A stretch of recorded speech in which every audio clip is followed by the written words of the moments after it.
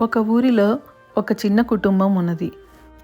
వాళ్ళు ఆర్థికంగా అంత స్థితిమంతులు కారు. ఒకరోజు వాళ్ళకి తినడానికి తిండి కూడా లేక మంచినీళ్ళు తాగి గుట్టుగా వాళ్ళు కాపురాన్ని ఈడ్చుకెళ్తున్నారు. ఇలా ఉండగా వీళ్ళింటి పక్కనే ఉన్న చీరల షాపు యజమాని వాళ్ళ పరిస్థితిని గమనించి వాళ్ళ ఇంట్లో ఉన్న అమ్మాయి నాకు చీరల వ్యాపారంలో కాస్త సహకరిస్తే నేను నీకు ఆర్థికంగా మద్దతు ఇస్తానని చెప్పింది. ఆ అమ్మాయి సరేనంది.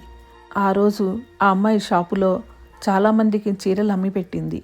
దానికి సంతోషించిన యజమాని ఆ అమ్మాయికి కొంత డబ్బు అడ్వాన్స్గా ఇచ్చి ఈ రోజు నుంచి నువ్వు నా దగ్గరే పని చేయమంది. ఆ అమ్మాయి సంతోషంగా ఆ డబ్బును తీసుకొని వెళ్తూ కూరగాయలు సరుకులు కొని వాళ్ళమ్మకి ఇచ్చింది. వాళ్ళమ్మకి జరిగినది చెప్పింది. వాళ్ళమ్మ ఎంతో సంతోషించి వాళ్ళందరికీ కమ్మగా భోజనం వండి పెట్టింది. కష్టపడి నీతిగా సంపాదించిన డబ్బులో చాలా ఆనందం ఉంటుందండి.